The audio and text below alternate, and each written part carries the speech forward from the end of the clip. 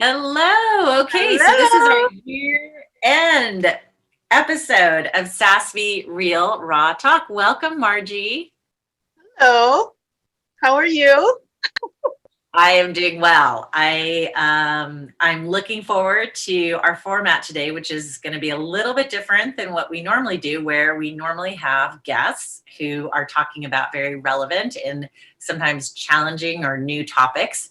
But we thought that given that we are getting towards the end of 2020, which has been a highly unusual year for most everyone, that we would spend some time talking about kind of our year end review and also on a personal and professional level, and really just get a chance to think about how we're going to move into 2021 with I guess I'm thinking about how can I be, the most mindful and also use these last few weeks of the year to be kind of restorative, and I always like to do a review around my kind of what happened in business for myself and what are my goals going forward. And so kind of a little bit of all of that. I think it's going to be kind of a kitchen sink, everything in the kitchen sink kind of topic today. Want to get warm and fuzzy, right? Is that what you're saying? We could totally get warm and fuzzy. It's like Why not? it's like the holidays. I So know. I've got my sweater on. You've got your little turtleneck on. So I think it's good. I think it's, I love, I mean, we were just talking about this, my daughter and I, how much Southern California in the wintertime is just, I mean, it's exquisite. And so there's a little bit of crispness in the air, and it's but it's sunny and the skies are so clear, so it's just it's like the perfect kind of temperature to go walking, and especially that's kind of one of the few things that you still can do this year is you can go out for a walk, so we're very grateful for that. yeah, when I lived in San Diego, I'd love those winter days because it Yeah. was sunny and just cold enough to wear a nice, like, thicker jacket, and you could still walk along the beach, get the Yes. sunset. It was just, you know, extraordinary. I just remember those days. It's like, this is nice. It's a mixture of Oh, hot and cold, like warm and nippy, and yes. it was wonderful. But now I'm here in the Bay, which is a lot different, and it's nippy and a little colder, but we still get the sunshine, and so it's a little green, so greener, and there's a lot more in San Diego. It's a little bit more, like golden than up Hmm. here is Yeah. greener, so it's nice. But I miss Southern California, and I like Northern California, so it's both. Have you ever lived up Well, here, Kristen, in Northern Cal? I have, you know what? I've spent a lot of time in Northern California because I have had different family members that were living up there and really close friends. So I have spent a fair amount of time up there. I've never, and I went to school there for a little bit, but I have never kind of done an entire year. And I always think that that's so interesting when you can do a full year someplace and really experience the totality of all the different seasons and the transition from season to season, right? Yeah. When they So say you have to be in a relationship in a year before you get engaged or do anything like major, just experience the person for a whole yeah, year throughout the whole season because their moods change and with the seasons and things. So it's a very good. I've not, you know, I've only heard that advice. I've not like seen, I've not experienced it myself, but it seems like a good piece of advice if you are in a relationship and it's new and you're wanting to take the next step to say, can we work through the seasons first? Wait a whole year first. well, I know that that is true for we both have you're an architect and I've done a lot of work in the design and remodeling and rehabbing space. And I remember our very first home that we bought, we were just, completely maxed out, in terms of our finances. And so we bought a home that wasn't horrible. It was definitely livable. Um, but there were a lot of things that I envisioned wanting to do. And what was so great was that we were just so totally strapped for, we had no disposable income. So we had to wait. It was I think it was at least a year to do anything other than what we could kind of do ourselves. And it was such a gift, because what you realized is in the interior space, you kind of realized how you were using the space, and it really gave you an awareness of what was working and what wasn't working. And in the garden, because this it was a tiny little house, but it was a fairly big lot, and the backyard was just kind of a hodgepodge. The fruit trees and pine tree and Chinese elm, of course, that probably was a volunteer, right? That came in on a blower or something. But spending the year and watching the garden do its thing in the year, it really, because if I probably would have gone in there and just like taken out, 90% of it, but it was just really great. And it was great to have these unexpected surprises too, because there were some bulbs that came up during different times of the year. And it was such like I said, it was really a gift, to Mm. have that experience, and just to see the lighting, how different the lighting is. Yes. So I really recommend to people, yes, I would say a gift of a year, whether it be a relationship with a person or a place or whatever, is just truly a gift, that it's, if you can give that to yourself. That's wonderful. Like, well, I just moved and I realize I'm carrying so much stuff. For the last like 10 years, I've had stuff, and I've been looking at all of this. I'm like, okay, this is the moment in time in my life where I'm going to release. I'm going to start releasing some of this stuff that I've been carrying for 10 years. It's things that, they're memorabilia, memories, and, artwork, not artwork, but like photocopies of photos of art that I've done, or copies of work that I've done, which I really admired them when I did them, but it's a season of releasing. It's now time to release that so that I can bring in new experiences, new opportunities, and and but I'm finding it hard. I'm finding it a little bit, there's this process that I have to go through. And I was laughing at myself because when I moved into the place, there was just boxes everywhere. Like,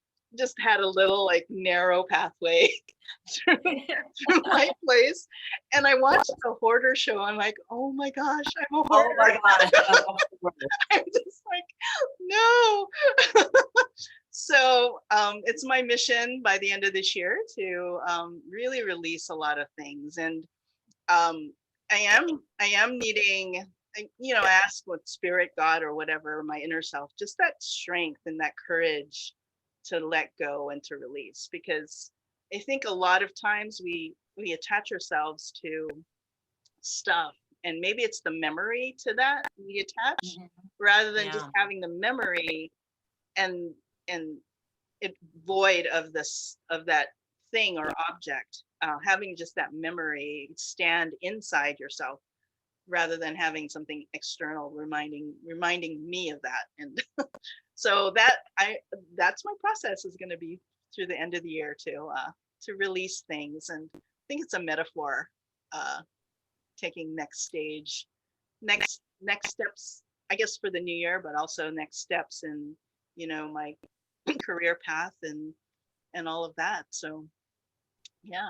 What about you, Kristen? Well, What are you working on I to wrap up the year or to wrap up what we've gone through. I mean, we can talk about what we have gone through, but gone through together as Sasvy. Right. What about you and your like in your own personal process? What are you looking towards, or what are your Well, it's interesting because I recently moved too, and you and I were discussing that we've both moved a lot, and I hadn't moved I moved out of the home that I've lived in the absolute longest at any point in my life. So I had lived there just shy of, like, I guess just over 10 years, which is I've never lived, any place longer. And it was interesting to me because I get rid of stuff consistently. I don't like to keep stuff around. And when you move, that always is a yeah. little bit of a impetus to get rid of things. So it was interesting for me to have to you do some of that, letting go of some things, and just I had last year received a lot of stuff from that was formerly my grandparents. And so, also not going through some of that stuff and doing some editing. And like you said, there is this, I used to give a presentation around clutter and the cost of clutter. Both kind of the mental cost and just the actual physical cost of it. And it was interesting because in the research that I did, I found, and it really was backed up by my own experience, I found that, that there are several reasons why people hold on to things. And, one reason is, as you mentioned, that it may be something that someone that you cared about gave you, or that you purchased on a trip or whatever it was, but there's that memory attached to it, right? And do you need the physical thing to still have that memory or not? And usually the answer is no, that you'll have that memory regardless. The other thing is, the mentality of, oh, I might need it, right? Like I might need this sometime. And that's kind of, letting go of that kind of stuff really is is a is an act of faith in a way, just to say, you know what, I'm going to let go of this because I don't need it at this moment. And I'm going to trust that, if I do need something like this in the future, that, there will be, basically that that you have kind of this attitude of trust and abundance, Yeah. right? Yeah. So there's that. And then the third reason, though, was really interesting. This one always made me chuckle, because if in your mind, it has very little to do with the actual number of dollars that you paid, but if in your mind you overpaid for something, that's very painful to part with those things. And they were saying, they did this research and they had, I don't know, somehow they were able to track the area in your brain. And literally, and I think of those, and I always laugh because as I was doing this research, I think I was cleaning out my closet at the same time. And, it's that article of clothing that, you ran out to buy for some event because, you felt like you had nothing to wear. And so in this case, there were several things that, never worn, never, no, it was never going to get worn. But, that it's that fact that you kind of overpaid for it essentially triggers the same kind of pain point in your brain that if you were to put your hand on a hot stove. Wow. Really? And so So the inclination to keep it is because of that. You didn't want to put your hand on a hot stove when you get rid of it. That's kind right. of, oh wow. Yeah, I know, right? So I mean, this stuff is so, when you talk about, so it really is a process though. I mean, and I think it's, and I think that every person, as you mentioned, I mean, I think it's so great that you are kind of, you've got this awareness that that you want to do this, but that you also are gonna do it in a way that, that you can, that you're okay with, that you just kind of recognize that it is a process. Yes, yeah, I have a bag, like I have a bin of these tote bags that I got for free. I don't know. And I can't get rid of them. It's like they're free. And I have no idea. I haven't used them for the last couple of years. There's so many. I can't imagine using, I mean, I can use them one day, one tote bag a week. And, I Yeah. guess I could utilize it, but it's all in the, it's just amazing that I can't get rid of them. It's like I really like them. I like some of them. So Right. I don't know. I have to go through a process. It's like attached to my tote bags or my or something else. I don't Oh know. yeah. Like weird. It's just really strange. Like some things that are just there, like canvas bags. It's like, oh, I really like these. And I have Right. to, I don't know, there must be some process that I need to go to, or maybe just ask, why am I attached to you? Maybe ask Right. one, because it seems like each object has its own consciousness. So if you maybe ask, maybe there's an answer, and maybe they'll say, well, we want to go here, or we want to go there. So Right. yeah, so yeah, and it's funny though too. It's like you want to get rid of stuff, but then there's other things that you really need for this apartment that I have that I really need. So it's funny. It's like I'm getting rid of stuff, but I went out to get more stuff. Just Oh, I know. because I need like specific things for this apartment. So it's an odd it's an odd situation to be in. Yes, going out getting more stuff and trying to get rid of stuff. So here's my dilemma. Yes.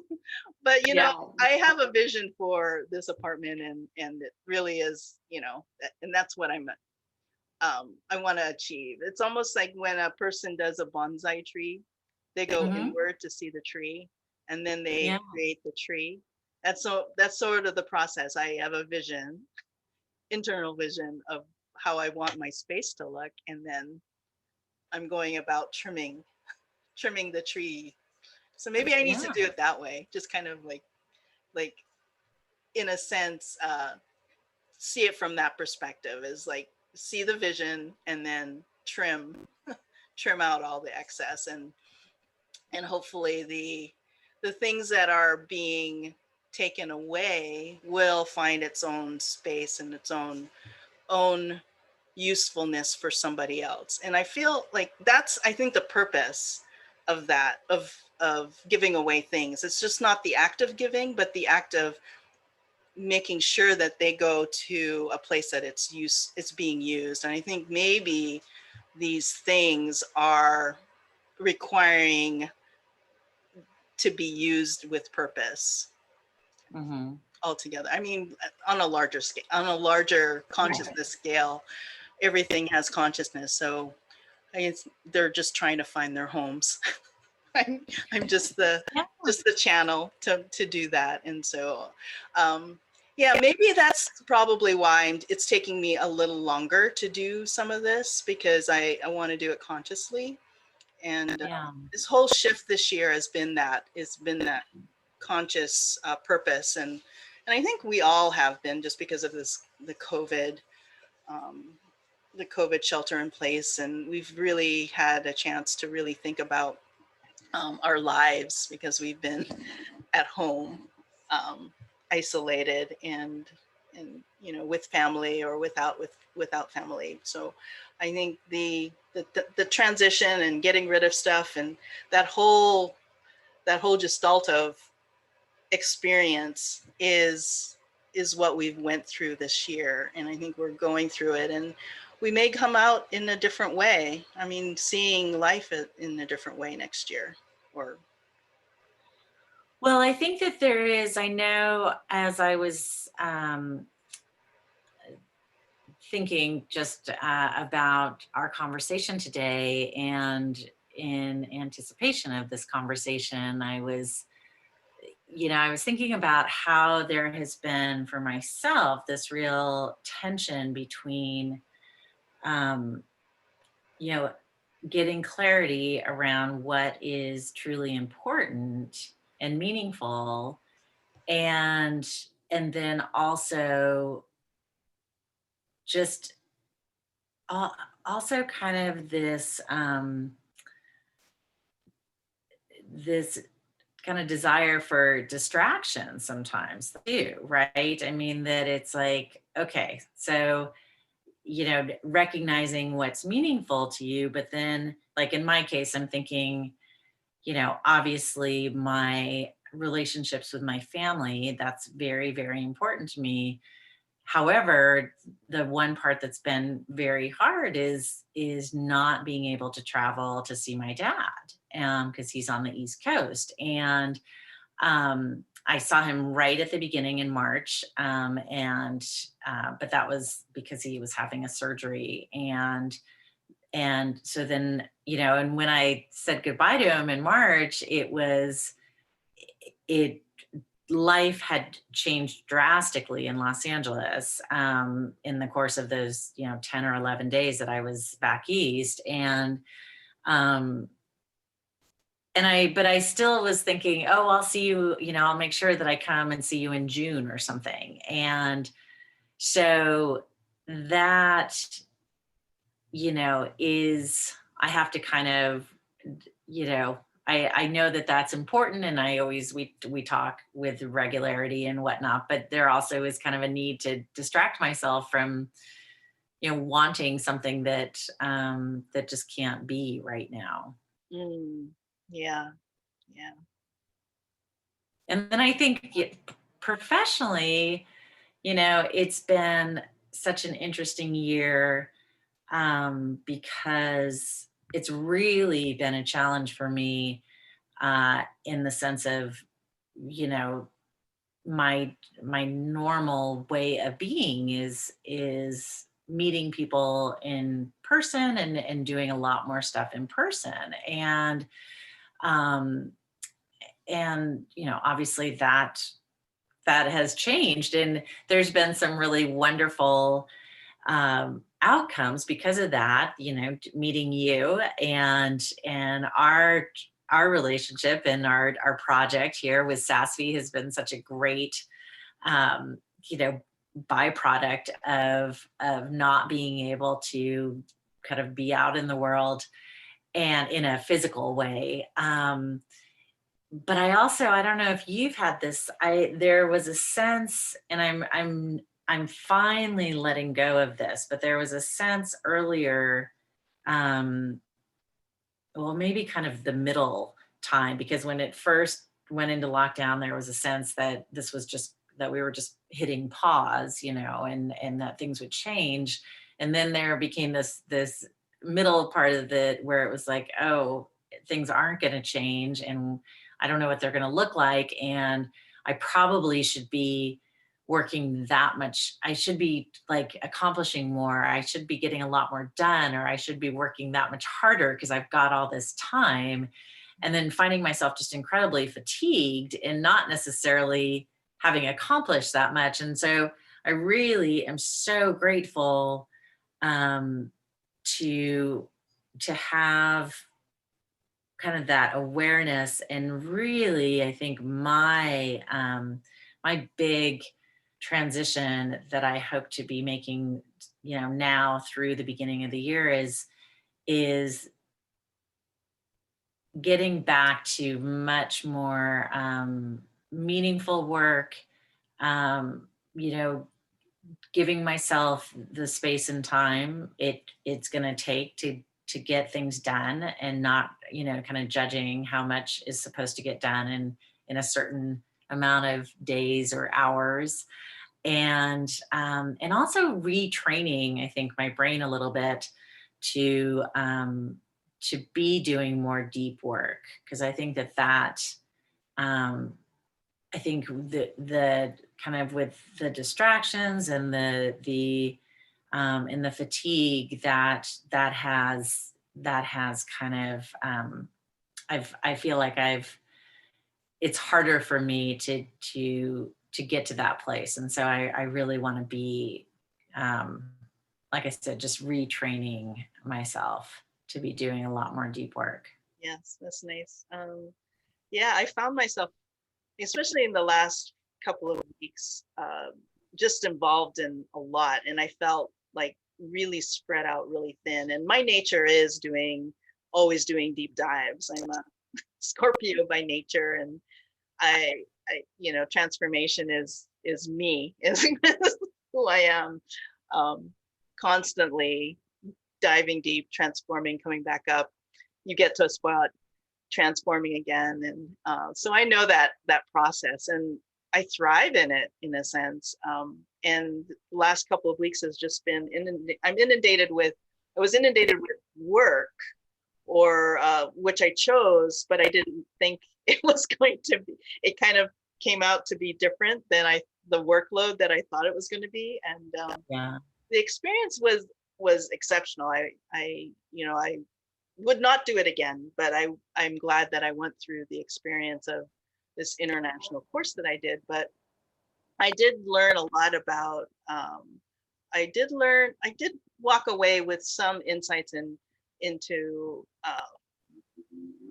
my thought process and how I dive deep into my work.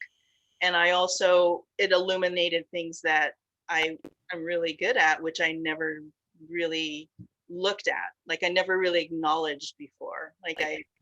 Um, I was speaking to a friend earlier that I met in that course, and I said, the big thing that I took away was how much I've changed from when I was in my graduate program to now, and how much of that information has integrated in my life, has integrated in the way I think, in my work, and how I was able to maybe produce a little bit faster, or think faster on my feet on these Mhm. larger concepts that would have taken me, couple of months to kind of figure out. I was able to do it within, a week or so. But that stretched me to the edge.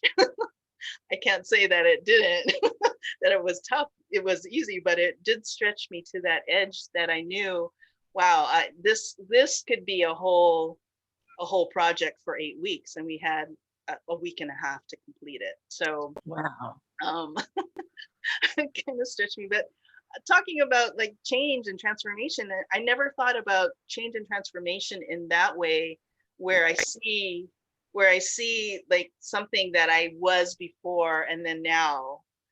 I Mhm. always looked at transformation as getting rid of like things or habits that you don't want, or things that aren't desirable, and then transforming to something that you want. But this one was a transformation in increasing my abilities, or understanding my knowledge in a different way, or understanding who I am, or what I've acquired in the last 10 years from my grad school days to now. And so yeah, I'm kind of at awe, the awakening to my awe, as Yeah. Dr. Kirk Schneider had mentioned, awakening to awe. So I'm in my awe. Um, Well, it's so, I think it's such a great reminder,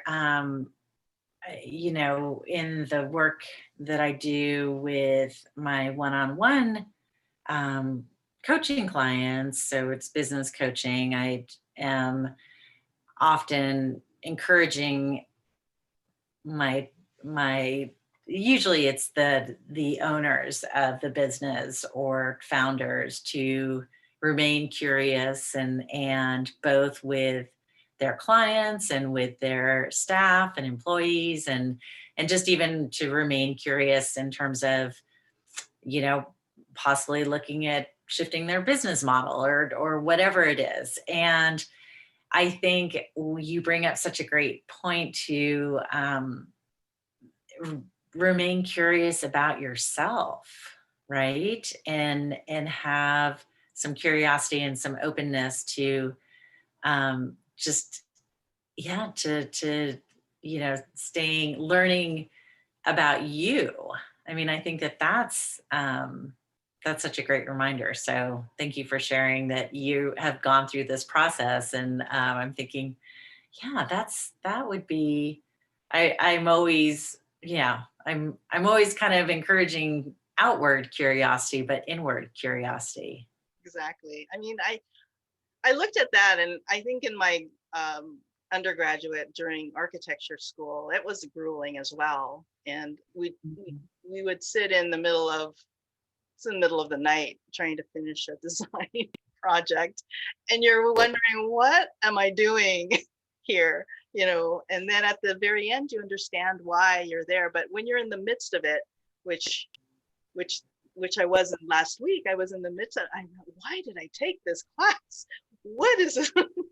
And it was just so, I was just so immersed in the process as well. And we had to work with different people in different areas of the world and try to Right. coordinate as well. And that was another layer of understanding too. And another, could be stressful too, because you're trying to coordinate somebody who's sleeping Oh, and you have a yeah. question and you can't. So so I was sitting there, what in the world am I doing? But then now it's over, and you're kind of, I look back and I go, wow, this is what I've walked away with. And then I just feel really blessed to have been able to actually go through that course. I'm still unfolding. So I'm still unfolding still because it's fresh, but Yeah. what happens with the information and the people that I've met. It's wonderful. But Well, I think that that's, I created I don't know if it was like 3 years ago now, but I had this idea to create this journal kind of workbook. And it's goofy. It's called Spaghetti on the Wall. Really a to encourage people to develop a habit of discernment. Meaning, that so often we are, so busy in the doing, which is wonderful.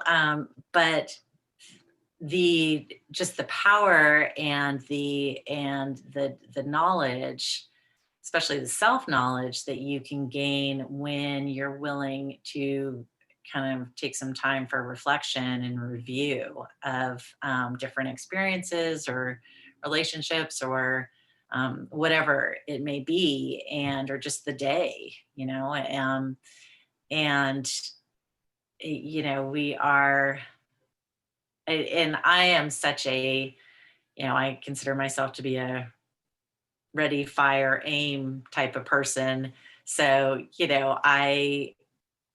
I love to do the doing, but I also have gained so much more respect around the process of reflection, and just how helpful it can be on many, many different levels to unpack different experiences. And one of the things that I really encourage in this whole kind of habit of discernment is particularly to unpack um, experiences that are less than positive, because, and not so much in a, not like in a picking the scab kind of way, but just like what can you learn from those? Because I think that there is so much, obviously everybody talks about, failing up and failing fast and how great failing is and what lessons, and it's all true, but it doesn't mean that failing actually feels that good, right? I mean, it still sucks.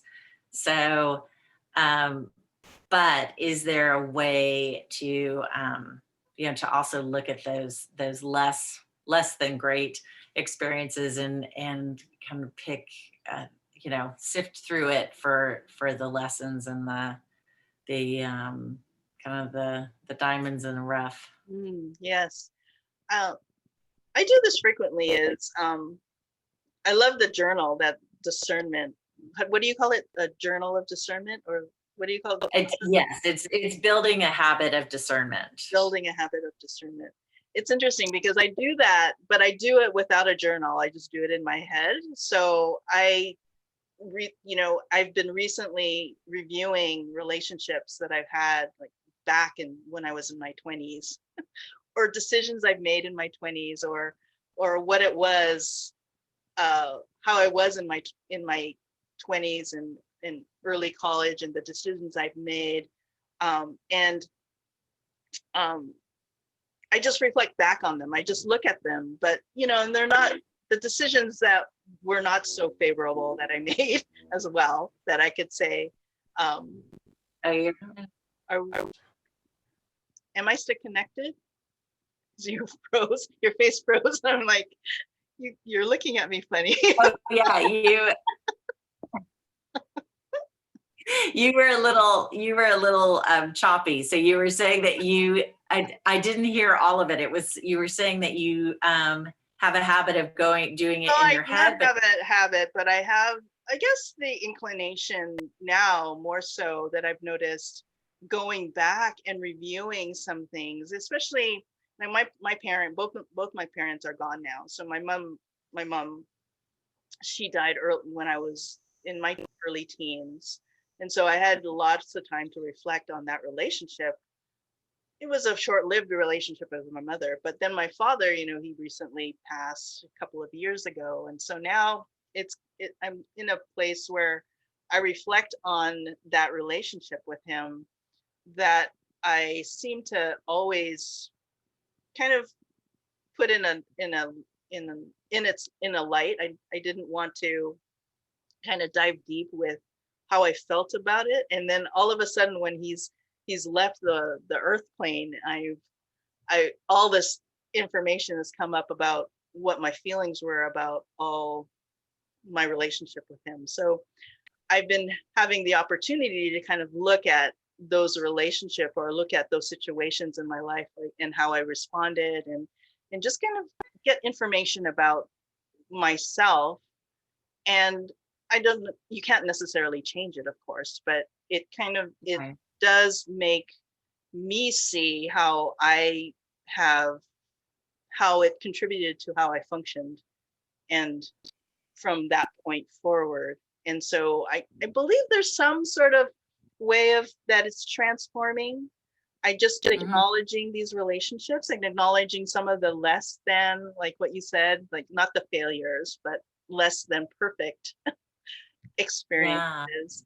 And just kind of walking away with, I don't seem to be reframing it. It just seems to be just bringing it up to consciousness is what is happening right now for me, which I think is a good thing. I mean, you don't necessarily have to do anything with it. They're bad No, I agree. Well, and I mean, particularly our relationship with our parents, right, is just such a it's it's kind of everything for a while. And I mean, I don't have siblings, so for me it was that way for quite a while. But it is I think it's interesting because both of my parents are still alive and very healthy and active and whatnot. And my experience with them is because they got divorced. I think they separated when I was 4, and then probably they were divorced by the time I was 5. But so I had kind of the fortune slash misfortune in a way of really um, just learning that my parents were tremendously human, at a very, what I feel like is a fairly early age, where, and I say misfortune because, I think that there was a time, not necessarily so much now, but when I was younger, that it was, you want your parents to be kind of these superheroes, and you want them to be, have all the answers, or you expect them, you expect that you put them on a pedestal, you expect them to be these amazing, not quite human people. And, it was like I learned very, very early how human my parents are.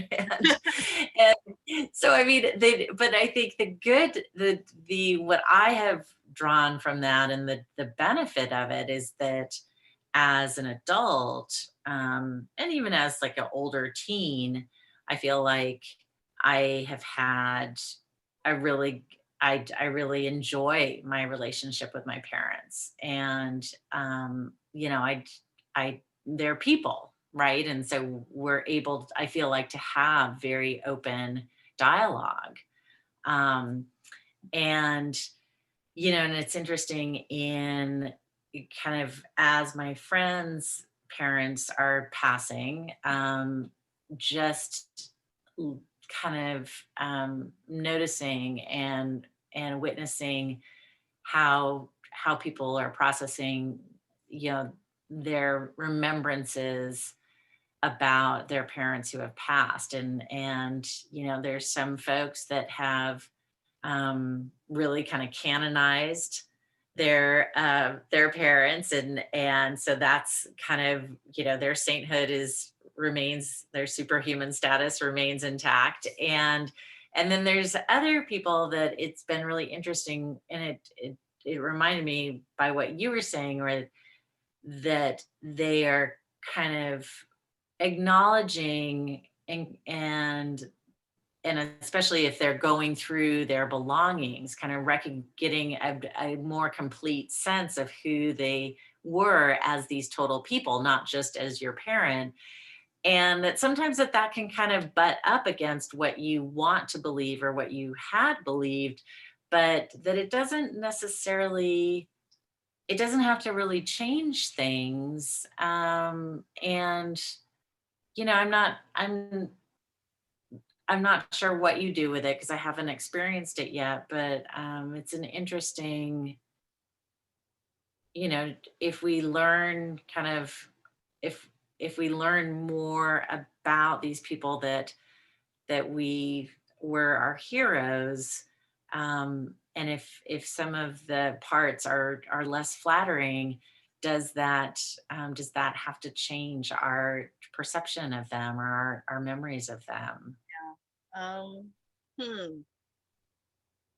Well, I believe when especially my father, I mean, I never really got into arguments with him. I was fine with it, but then when he's not here, it's like all this emotion comes up, and I'm like, what is that about? Like, so in a sense, I've seen my father in a human light. Like, I never really, he was never like a superhero, so to speak, um, in a sense. But it's interesting. What I have seen, and I'm trying to articulate it and think about, like, the experiences that I've been witnessing within myself, and just looking at the relationship with my father, was just an immense sort of like seeing his faults and how it impacted my life. In a sense, it's kind of that, wow. And some of the things that, because I didn't fight with him a lot, or create any discord a lot, I always seem to want to keep in harmony. It seemed like some of that kind of washed on me, some of that maybe dysfunction washed on me. And so now I'm kind of sifting through all that. What is me, what is mine, and what was my father's issues? And so that is sort of where I stand with all of this, and not necessarily, I guess, individuating, but because I have seen, I didn't really see myself in my father, but now that I'm coming to terms with the things that are coming up, it's almost like, well, maybe I internalized a lot of his mannerisms.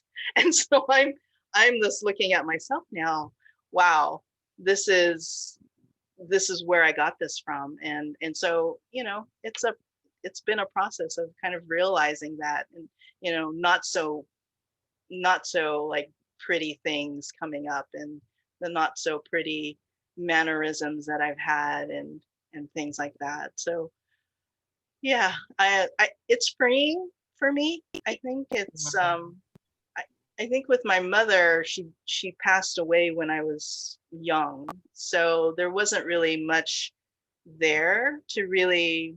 We were really close, and so I would have had a harder time, I think, separating myself, because I definitely was in synergized with her throughout the early years of my life.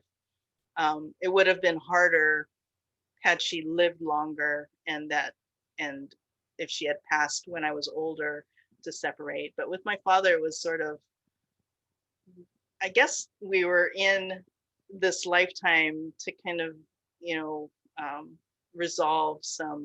I don't know if you believe in karma, but for lack of a better word, sort of a energetic um, kind of resolution in this lifetime to kind of resolve some things. And so that's, I feel now that he's left, I'm kind of piecing that together and kind of coming to terms with, okay, why we were in relationship in the way that we were in this lifetime, and what do I walk away with um, after this lifetime, given that experience. Yeah. No, I just was, talking earlier today about kind of some of the behaviors that I spent a lot of time with my grandparents. And so, in particular, some of the behaviors that my maternal grandmother passed on, or even like belief systems, right? I so this friend and colleague, we were talking about kind of, um, I was saying, for instance, that my grandmother had been raised Catholic, and although she didn't at the point in time when I was growing up, and she was deeply involved in my life. She wouldn't necessarily go to church that regularly, but she definitely she took time to read the Bible each on a weekly basis, and but then she had so many what I would consider kind of culturally Catholic, um, you know, behaviors and beliefs, Mhm. and and it was, and I don't, and I'm sure a lot of them were very unique to her.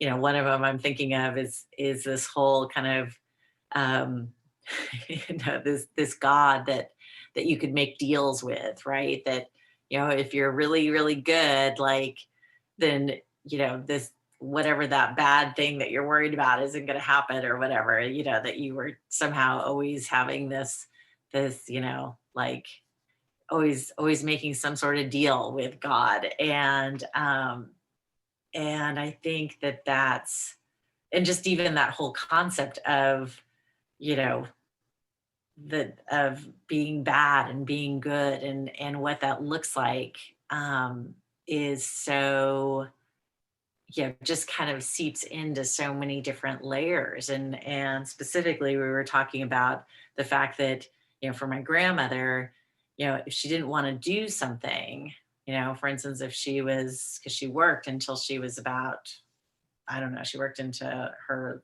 almost 80 years old.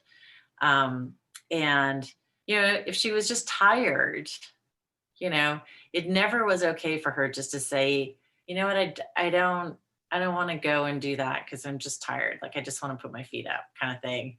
It always was that you had to make a case for why, you always had to justify your decisions, right? And a lot of times part of that process would then turn into kind of vilifying or making bad that thing that you didn't want to do.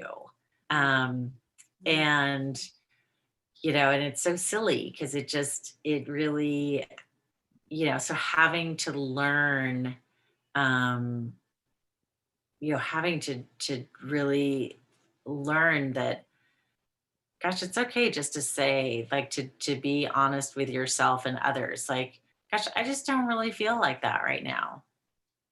I just don't want to do it just because, like, not because I have a whole like list of reasons or, whatever, just because. It wasn't enough to just be tired. You have Yeah. to be tired about something or fatigue about something. Or even maybe that you're not even, because even being tired, right? It implies that there's something, or but just not simply, just not wanting to do it just because you don't want to do it.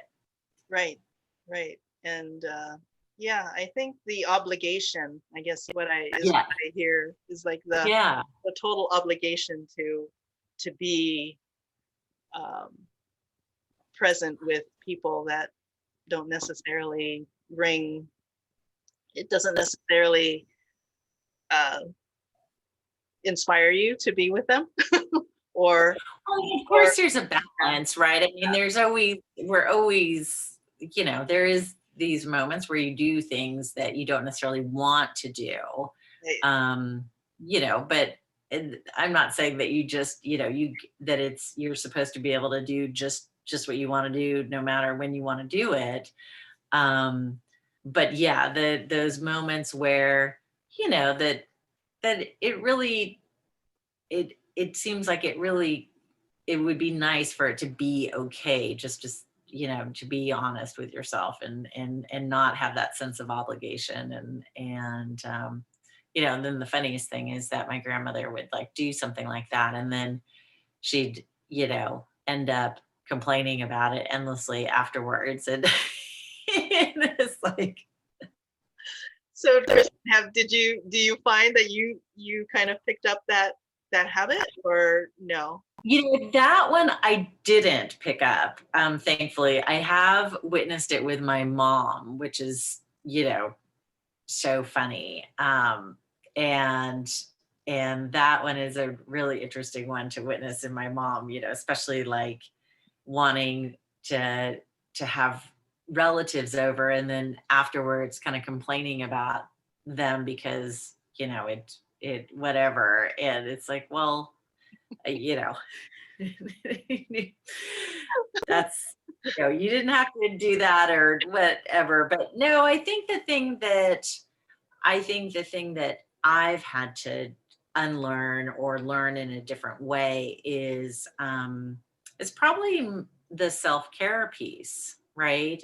Because it was like this, you know, j- this concept of work just being so valued, and that that and then that kind of trickled down into this concept of really your self-worth is deeply and intricately tied to how much you get done in a day, Mm, mm, right? yes. As opposed to, so it's again so much of that, um and I think that that's kind of probably what led me to being creating the spaghetti on the wall journal, and really, as I was mentioning, that kind of that middle part of COVID where, I just was like, I've got to get more done. I've got all this, I'm not driving around, I'm not doing this and that. I should be getting more done. And so yeah, that that that concept of self-worth being directly tied to how much you can get done. Wow. Wow. You know, being a human doing as opposed to a human being, right? Right. Right. Um, I'm thinking if I had ever had that, ever have that. I guess, yeah, I don't think if I have a version of it. I've not experienced that too much. I just overwork myself. It's just it. Well, I think I don't know if you'd be willing to share. I thought one, and you can edit this out if you want, if this is a thing that you want to share. I don't want to tell your story, but I thought it was so, um, it was, it was, it was such an interesting um, point of reference that when you shared with me, you being the youngest in your family, right? Mhm. And how that has kind of um, really spurred you to be kind of that you're always acquiring knowledge, and it has, you know, it has really, you know, it kind of lit a fire under you to really be quite driven in your pursuit of knowledge.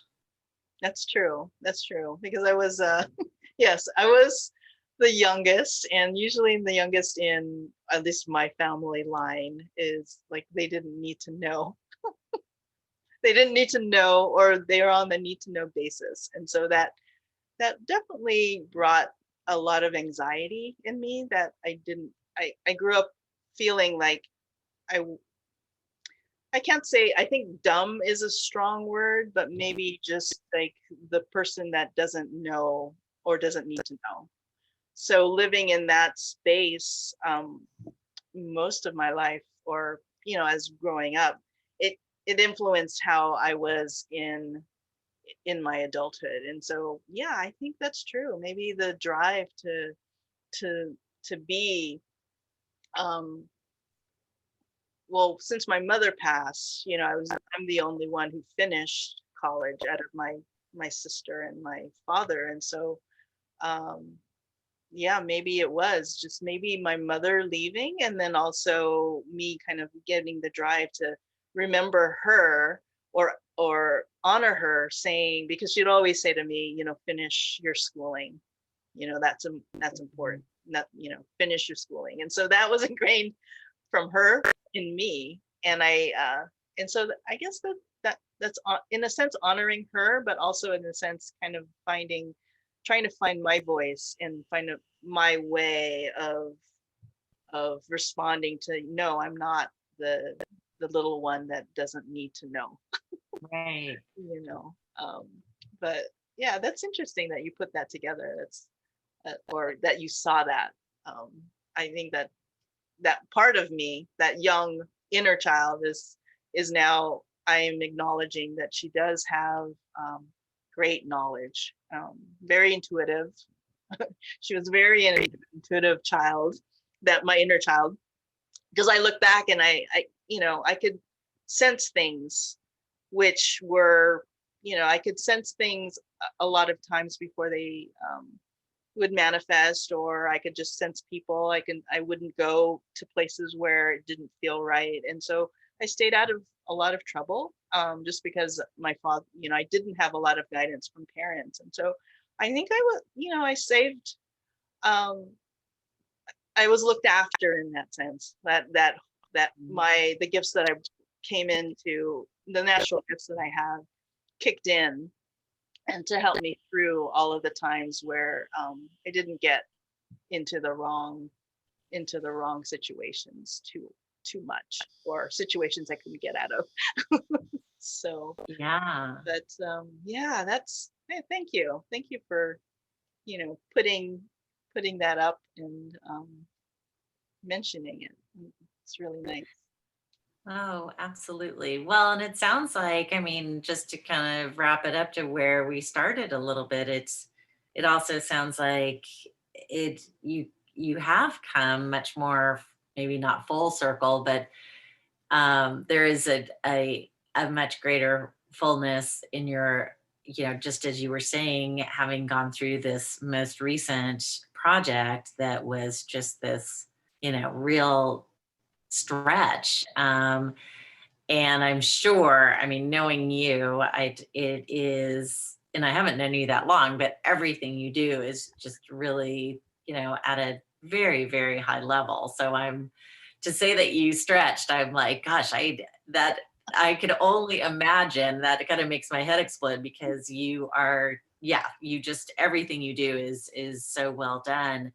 Um, and then just how wonderful it is to have that awareness of, how much knowledge you do have, and how much you've learned along the way, and how kind of it sounds like when you were describing it, like you were saying that in the past maybe something would have taken you a little bit longer, but now having almost at that like cellular level now, right? That it's really woven into Yeah. kind of the fabric of who you Yeah. are. Yeah. I think growing in this lifetime too. I mean, just that drive for knowledge and drive for truth and spiritual awakening. I don't know if that's the word, or just being more conscious. I didn't I didn't know I was starting it. I started it in my right after college. I started that whole journey, but I didn't know it was that. It was like something that I saw, but then in all the spiritual teaching or spiritual teachers that I came across, it's like I want to be there, but really I found out like it was in me, that it not necessarily you will achieve it and then all of a sudden you're done. It's almost Right. like when I was younger and didn't know, I can't describe, but didn't know it. It was like something to achieve. But then now I'm here in my time and space. It's almost like I know, and um, and there's more to know, and there's more knowledge to unfold. But it's not that chasing anymore. It's more of the I'm in place here, and it's unfolding in front of me. And I want to mention that we don't know each other for a long, very much in our physical bodies, but I think, Kristen, we've traveled on several lifetimes together. I mean, I think because of the the synergy we have, I don't think it I don't know. I don't think we've ever talked about like more of like the spiritual aspect of a relationship, but it just feels that we left off at some point in a spiritual level, and then we're continuing, and it just seems like it's a natural process. So even though we don't know each other in the on the physical level very long, I Yeah. think that we've had like lifetimes of working in this capacity, or whatever. And I don't know like the particulars of past lives or anything like that, but I think on that Right. energetic level we've had a lot of we've done a lot of work together. So that's why I feel it's so powerful of what we're doing together here, that we're taking it to Well, the next level up. yeah, I would definitely agree. I mean, I think that it's unusual, um, and I've talked about this with my family when I'm describing, because my family's like, what are you doing? Like, how did you? And I said, it is, I think that we've had what I really appreciate, um, about our our coming together and our ability to develop this project that we both feel really strongly about, and I give you so much credit to creating, producing it in a way that it's such I mean, I'm very proud of sharing this with people, and putting it out there in the world. And we don't know where it's going to land, and but I think we both have this trust that it is, I think there's a need for it and a desire for it, and I know it's been so incredibly enriching for me to have these conversations with these individuals over the past few months who are just incredible thinkers, and how they, you know, the the ability to think on this very large scale, and also on a more intimate scale, and just the flow of the conversation has been so lovely. But in terms of how you and I have evolved, I think it's so, I really love um I feel like we have a deep respect for each other, and we also are able to navigate, doing this work together, and in a very kind of have these really open conversations. So I always look forward to, I think that's why we kind of thought about doing this episode as we could, because just to share some more about ourselves, and then I'm so excited for the episodes that are going to be coming up next year. I am too. I mean, this is off the cuff. We didn't rehearse it or anything, so it's real raw talk. It is. Yes, it is. Yes, it is. So Well, yeah. So well, should I'm we wrap up? excited. Yeah, I think this is a good place to wrap up, and I'm so excited for next year, and I am wishing you a really happy and peaceful rest of 2020. Likewise, and I am so excited of what we're going to be doing next year. We don't know yet what's We don't know happening, yet. but we will Oh, definitely share with our audience what our our plans will be as they unfold. And and I we're always appreciate. welcome to some suggestions, right? Yes, We're we're always always yeah, we always welcome suggestions, but we all appreciate um, any support you want to give as far as um, feedback or what you want to hear, what sorts of topics you'd like.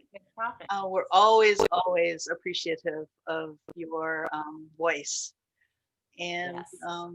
yeah, so wish everyone a Merry Christmas and a Happy New Year, or Happy Hanukkah, or Happy Holidays. I usually say holidays, but I don't like to say Christmas. I guess it's the Catholic in me. You mentioned Catholicism. Acknowledging that. So, Well, but, and yes, happy holidays, Merry Christmas, Happy Hanukkah, and however you choose. I think, for me, the thing that I love about this season is this moment in time to be thankful, and to be hopefully with at least a couple of people that you love, or Zoom with people you love, and also take some time for yourself to recharge, because 2021 is going to be an interesting year. yes, exciting, interesting. It is exciting. Oh my gosh. Well, be well and stay healthy, everyone. Bye.